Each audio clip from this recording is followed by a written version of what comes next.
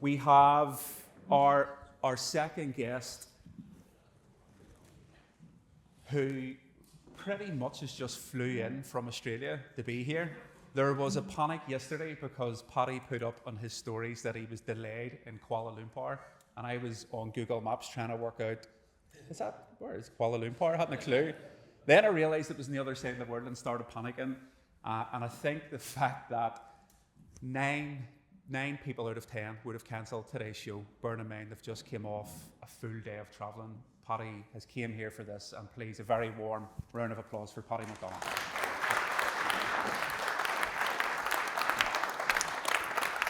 Thank you. Thank you. Thank you. Thank you for coming, mate. Thank you, Kier. You give us a few squeaky bum moments up to this. I tend to do that anyway, don't I? I think you probably, whenever they told them I was coming in to talk in here, they were probably squeaky bumming themselves. Yeah. So most people go back to your childhood. I want to start now because I'm looking at you thinking, I love this drive, I love this ambition. You do an Australian tour, an American tour, a Canadian tour.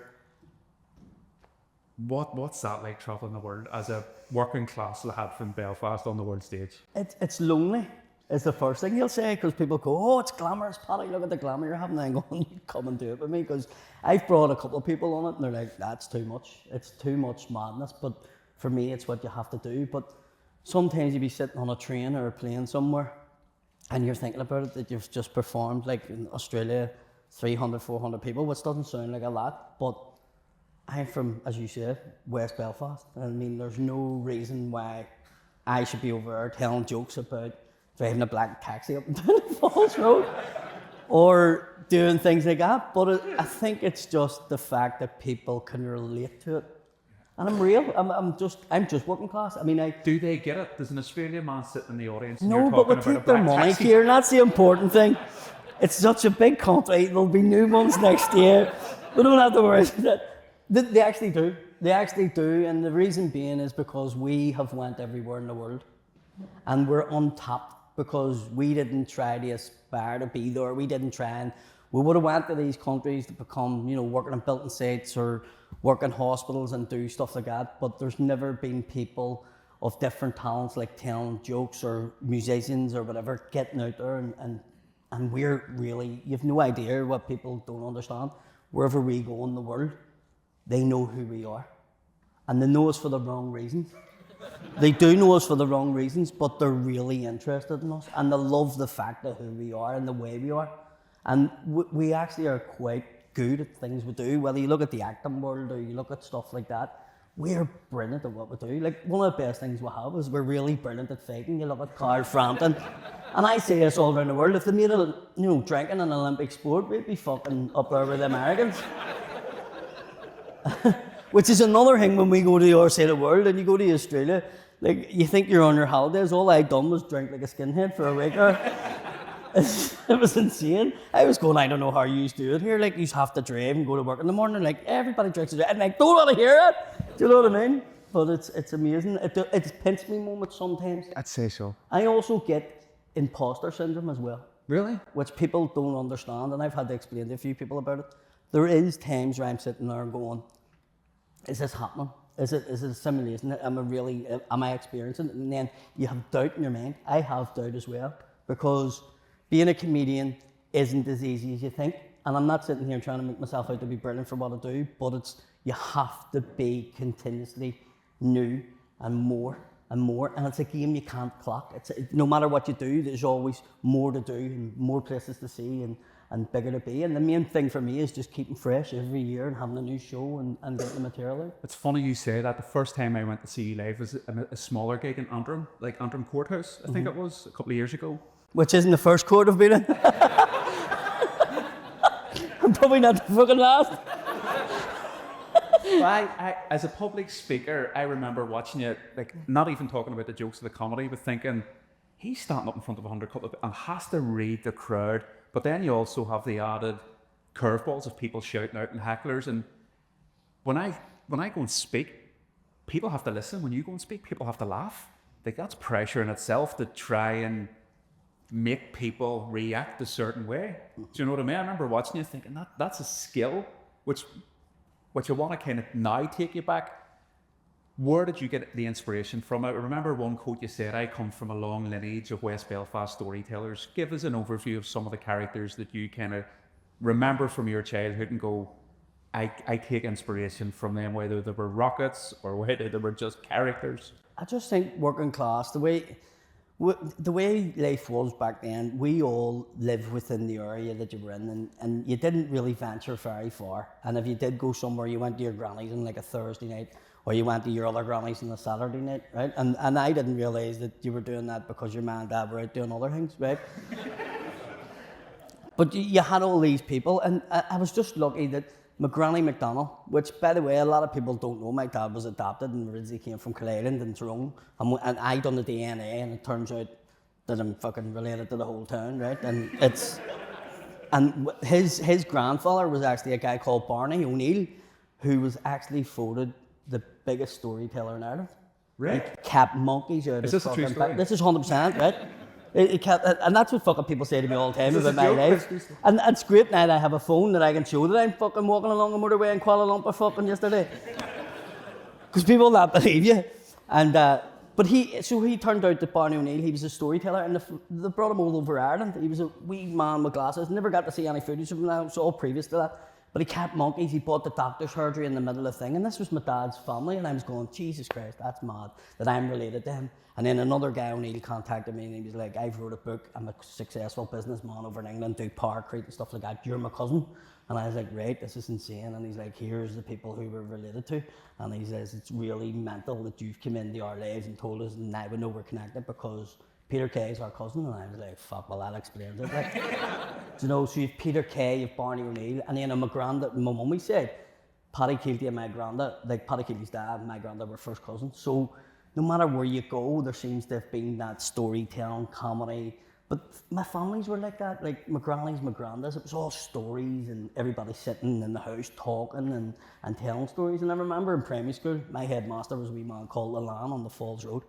And he said to my ma, he's a proper wee Falls Road man, like he's only 7, but he says, I want to see a story. And I wrote this story about going to the office and buying all these different types of drink and making a cocktail to get the Brits drunk in the street. And he's going, he's 7, do you know? And so I think then was in me always to have the storytelling, and it wasn't until secondary school, it was very quiet until like second year, third year. And then I had this real thing where I started getting older as a teenager and I started entertaining people. And what would have happened is the assembly, everybody would have been in the hall, and everybody used to come in early because I used to get up behind one of them and imitate the Christian Brother headmaster and the teachers. And what I didn't know is the teachers and all knew, and they loved it. So they used to wait at the back of the hall just to watch it. And I'd get up and go, good morning lads, welcome in. It's great to see you all in your lovely clean white shorts. Your mullers have all used the Dad's Doorstep Challenge, you know. And they loved it, and so I always was an entertainer. But as a young lad from West Belfast, I mean, you sort of don't aspire to be anything or do anything. And I just went into construction because my dad was a roofer. And I didn't like roofing because you were out in the cold up in roofs. But I ended up becoming a carpenter and doing that and done a bit of it in America, came back. But I always knew that it wasn't what I was meant to be doing because I was always entertaining on the building sites. But played football, hurling, no matter what I'd done, I was the entertainer, you know. And then we were getting married, 2007, met a girl that eventually agreed to marry me, and then didn't even have to pay her to do it.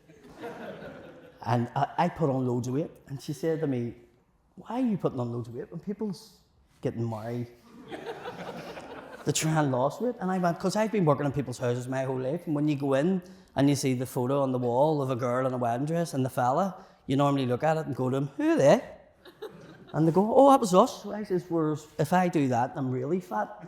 Maybe I've lost weight. They'll go, you've lost a bit of weight since your wedding. And she's like, you don't think like other people. It's logic, but I mean, I wanted to be. So the wedding was costing a fortune, and I started working as a doorman because I was training, doing MMA and stuff like that. And on that, I was great at that job. I wasn't good for the punching, I was good for the talking people down. And that was why I was there, and I'd done really well at that. We got married, went to Maldives, met a man from London whose son had been killed working as a doorman, and he was trying to convince me not to do it no more. He was saying, like, my son died now for 50 quid a night, what's the point? And we came home and I said, right, I'm going to leave. And I said, tell the guy I was working for, I'm going to leave. And he says, you need to give me a couple of weeks to replace you. And I was like, right. And I remember it was 2 months after that conversation and I got my finger bit off. And yeah, it was mental, it was. It was a shock moment. And I knew the man that done it. He was a school teacher. And I cannot explain to people, for all that it was, you see the top of my finger, you'll see it's missing, right? He took an inch off my finger. Not a lot of finger, it shouldn't really affect you. I literally couldn't function as a human after that. And I didn't realise that it was trauma. It was trauma. It was trauma of, how did he do that? Because at the start I was like, I was fine about it, but then 2 weeks in, I started getting panic attacks, and then I started, and I couldn't function. And I went from running building sites and 150 men and working on the doors, I couldn't even tie my laces. Couldn't lift my wheel out. And I went into the darkest place that you can go as a human. And I wasn't the person that I was. My wife met me, I was the life and soul of the party. And I just became this guy that was just sitting in the house, couldn't go to work, crying. And she was like, what do I do here to try and help him? It took 4 years for it to go into court, which I think was what I was waiting on. I was waiting on justice. And I think that's what people or victims do. You wait in justice and you expect justice to happen for you. You expect when it's going to go to court that you're going to win because somebody's done something wrong. And going to court is the worst experience.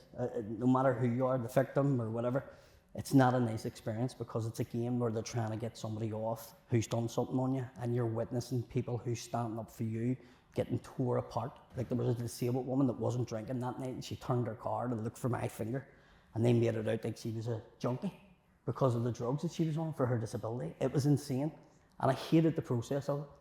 But the first night that it was in court, November the 1st, 2011, and Andrea went, I need to take him somewhere to get his mind off it. And she Googled comedy, because she knew I used to love comedy. And she found the Pavilion Bar, open mic, and she sent the guy a message and went, I want to bring my husband over to the comedy night. And he took that as, I want to bring him over and put him on the stage. And you're in the depths of, you're in the dark I place had just been in court that day, so I was like, Andrew, are you serious? We're going, what is this even comedy? Who's on? And she's like, I don't know, there's all their names. And nobody knew them. And we sat through 4 of the worst comedians I've ever seen in my life. God love them, right? But I'm sitting there and I'm going, oh my God, I'm leaving when this is on the break. And the next minute he called me up on stage. And I don't know why, but from that moment, I just got up off this and walked on. And I think it must have been in my head that I couldn't be any worse than this. And I got up, I was meant to do 7 minutes, and I'd done 20 minutes. And he didn't ask me to come off the stage. And when I came off the stage, he grabbed my hand and he says, where have you been doing that? And I says, what do you mean? He went, where have you been doing that? Because that is unbelievable. And I says, mate, I was telling my life story there. I was telling what it's like being a daddy. I was telling what it was like being... I was saying about that day in court, that they were reading one of the transcripts and a judge saying the word like, ooh, that bastard, right? It was just like, no, just funny things that you see in life. And he's like, you need to do that again. And within 9 months, I was doing support for Des Bishop in the field on football in West Belfast. Nobody even knew I was doing comedy. And it was just, but it didn't just take off from there. Like, I mean, I've had my struggles in comedy. It didn't really take off until COVID, you know? Okay. So that's what I'm really interested in, because like you flew back from America to go and perform at the SSE and then flew from the SSE to Australia. Like, that's not a given. You've had no handouts for this. This is all hard work, graft, the small shows. Again, what is your mindset? Because I know you push a lot, like you take risks. I remember us talking in the gym one day about marketing and stuff, and the fact you're like, I'll sell the tickets, I'll make it happen, which I love. Was there a point where you're thinking, I could maybe go full time at this? Like, I could make a career out of this. I can maybe walk away from the taxiing or the building sites. Like, I'm going to go all in. I think I thought that from the first day I done it. I think like the first day I done it, I went, oh my God, I can do this. You know, how do you do that? So at the start, probably lies, I didn't think it would have been my career, but I sort of went, I'm good at this, I can do it. But I think within 2 years, I was like, because I seen what some of them look at. You know, what people don't realise is in comedy, you share the stage with bigger comedians near enough from the start, because they'll go and do small comedy clubs, or you'll get to support them. And I think I brought Jason Manford to the field in football, and he got 25 grand for 45 minutes, and I got 400 quid for 25. But I got 400 quid for 25 minutes. people don't understand. Like, I was going to my dad. Do you know how many days I had to do in the Button Safe for that? Do you know how many taxi fares I had to do for that? So I was grateful for the wee bit that I was getting at the start, but I also was watching him and going, not taking away from him because he was absolutely brilliant, by the way. I was looking at him going, I could do what he's doing. And I think that moment, because he came off stage and he took my hand and he says, you're going to be Belfast's biggest comedian. He says, that was unbelievable. He says, and they love you out there. He says, but you're going to do well. Like, and I went to London for 18 months after that and spent probably the guts of 50 grand, which we didn't have, to try and make it in comedy. And it went totally pear-shaped. And I came back from London on my birthday, went into the house, and I didn't have 15 quid to buy a Chinese or anything for the family. And so there was moments like that where you had them kicks, but I think you need them. You need them kicks to make you go, right, well, what did I do wrong that time? Where did I go? But what did you do wrong? Why didn't London work out? Why were you back with not even enough to buy a Chinese takeaway? What was the lessons? The problem there was when I went to London, it was really expensive to live. I was away from the family. You would have had to fly home every 2 weeks. And I wasn't known in comedy circles, so I was having to go and do these gigs. And there was one gig I turned up to and the guy was like, you have to bring somebody with you or you can't perform. And I'm like, I'm in London on my own, like I don't know anybody. So the next time I turned up, I brought a homeless fella, right? And he was like, what are you doing? I says, I told him I'd buy him a drink and something to eat. I mean, it's a bringer, I've brought him, I'm gonna pay him in. You know, that's what you asked me to do. And he went, but nobody else had beside him because he's homeless.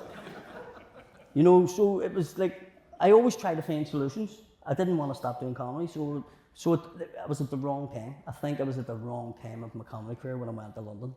And also, I wasn't thinking that, why don't we conquer Northern Ireland first? Why don't we conquer where we're from first? Why don't you become big here and then get brought over there? You know, and that's where I should have been thinking. I was listening to another comedian and him tell me, but what I didn't realise is Jason was massive in the north of England first before he went to London, you know, so he was doing me right, what he was trying to say, but I jumped too quick and far in front where I needed to go. And people go, why do you go to Australia? Why do you go to America? Because I'm always thinking that you need to expand who you are and what you're doing, because there's only so many tickets you can sell to people in Belfast. You know, I play that one big gig in Belfast and I sort of go, right, am I going to expect Belfast to keep funding me and do a show every month? It's not going to happen. So you need to get out there and do elsewhere. And what you do have to realise is we have people all over the world. All over the world. There's an Irish bar on top of Everest, I'm convinced of it.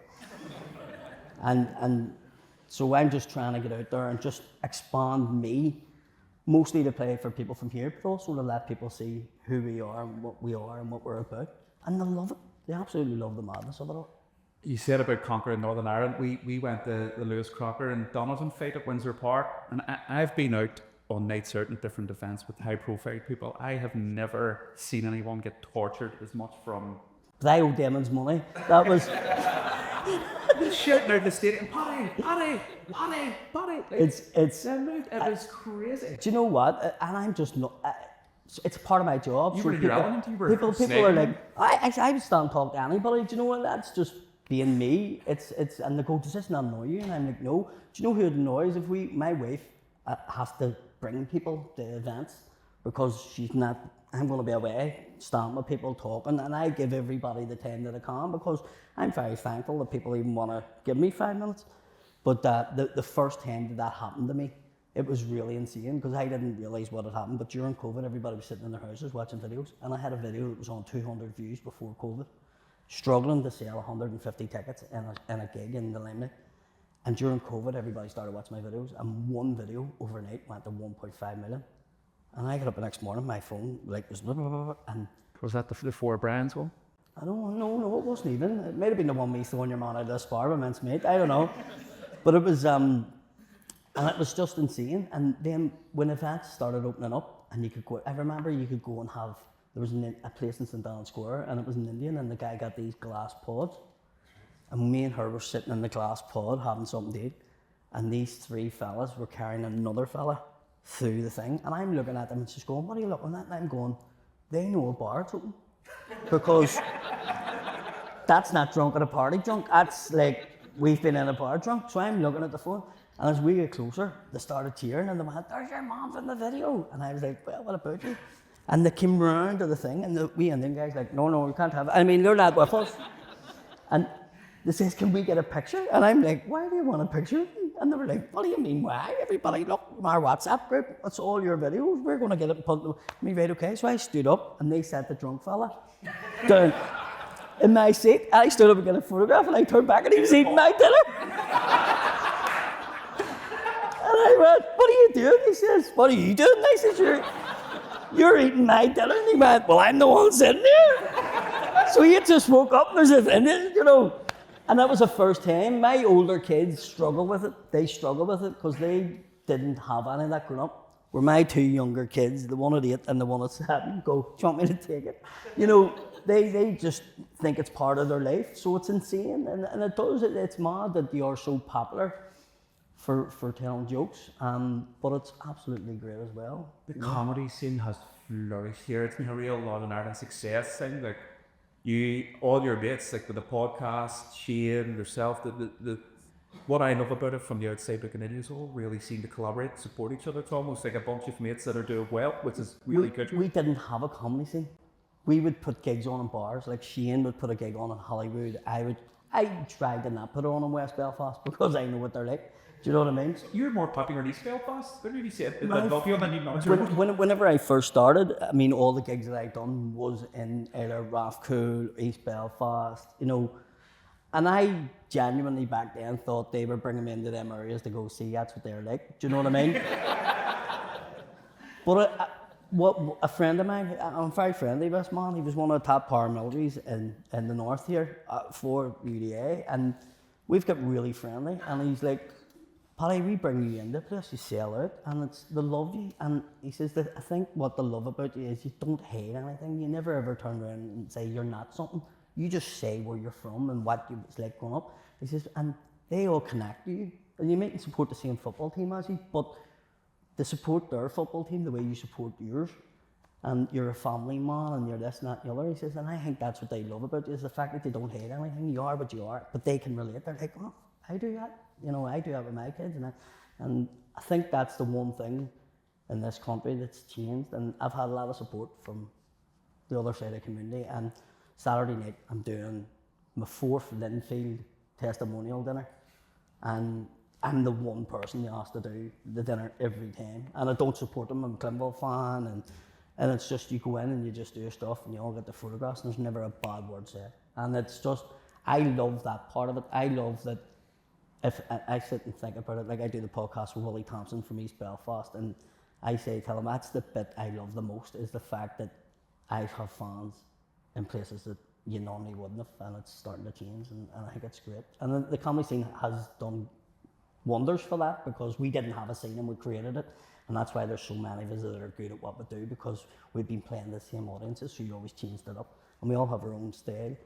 And Kevin Hart came here, he was the first big profile one, took my gig. I hate him, I miss him more than the Queen, and which is a big deal, coming from the fall. No, he did, he came here and he took my gig in Lamries, and he ended up doing 70 nights. And at the start we were like, "Hiya, Kevin," at the end of it we're like, "Get out," you know. But every single comedian all around the world, no matter where I go, they're like, "We're coming to Belfast to do a gig now." And we didn't have that.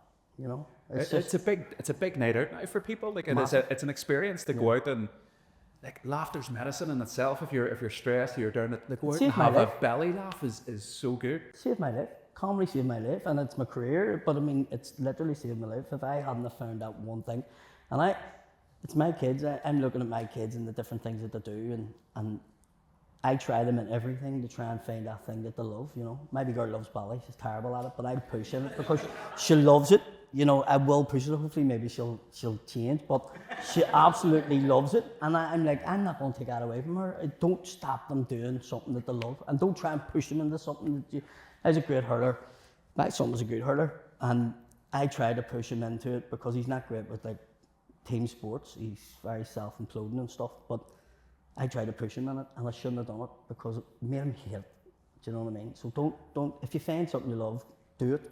And try and put your heart into it. And it's, Michael said something earlier on that really hit home. Like as an athlete, he was like, the sacrifices that man had to give up, because it's unbelievable, especially like family and stuff. You've all these wee things going on. I couldn't wait to go home. You thought I was trying to get home for you. I wasn't. I wanted to get back and see the kids. Could have spent an hour a week away from the wife, but the kids, the two younger ones, they just bring so much. They're my drive, I think. They're the thing, because I just want to be good for them and successful for them. And, you know, it's not all just about me. It's about leaving a legacy for Evans, and Evans being able to say, look at that, that was what my dad done, or, you know. We spoke about the small hall shows, the journey, the tough times, like London not working out. There's, I Googled this and I can't remember the exact statistic, but there's very few people that from Northern Ireland that perform at the SSE Arena. There's very few people, irregardless whether it's music, comedy, film, whatever, that get the numbers into the SSE Arena that you do.